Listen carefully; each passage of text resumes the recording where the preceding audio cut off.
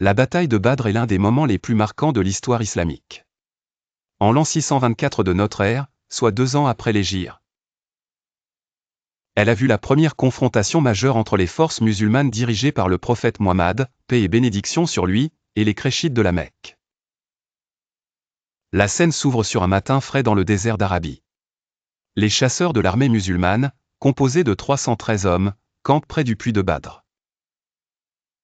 Le prophète, leur leader et guide spirituel, veille avec prudence, conscient de leur désavantage numérique face aux 1000 soldats Khréchites. Les compagnons du prophète, chacun un modèle de courage et de foi, se réunissent autour de lui. Parmi eux, on trouve des figures emblématiques comme Abou Bakr, un homme d'une sagesse incommensurable, et Ali, jeune mais doté d'une bravoure sans égale.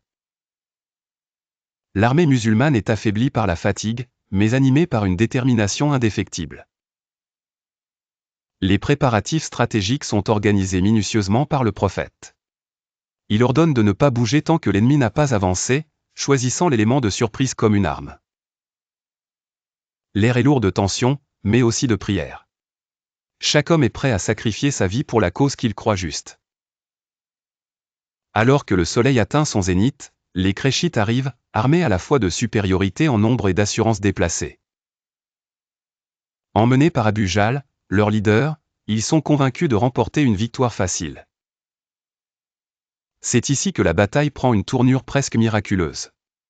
Les flèches fusent, et les épées s'entrechoquent dans un fracas métallique. Les chants de guerre, les cris de douleur, et les prières à Dieu résonnent dans l'air. Le prophète Muhammad, bien protégé par la foi de ses compagnons, encourage ses hommes avec une présence mentale remarquable. Pendant ces heures de violence et de chaos, les musulmans réussissent à briser les lignes des Khréchites. La terre est teintée de rouge, et le ciel semble se refermer sur le champ de bataille. Ali, en particulier, joue un rôle crucial. Avec une habileté hors pair, il abat les ennemis les uns après les autres, devenant une véritable légende vivante.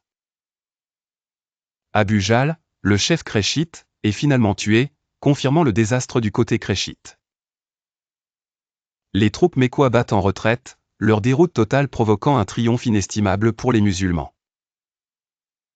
Cette victoire inattendue à Badr renforce la position des musulmans et valide leur croyance en une intervention divine. Lorsque le crépuscule s'installe sur le désert, on dénombre les pertes, les martyrs sont pleurés, mais leur sacrifice est salué comme un pivot vers un avenir prometteur. Cette bataille, bien plus qu'un simple affrontement armé, marque un tournant dans l'histoire de l'islam, rappelant la puissance de la foi et la détermination des opprimés cherchant justice et liberté. La victoire à Badr continue d'être commémorée à travers les siècles, un rappel du courage et de la persévérance face à l'adversité.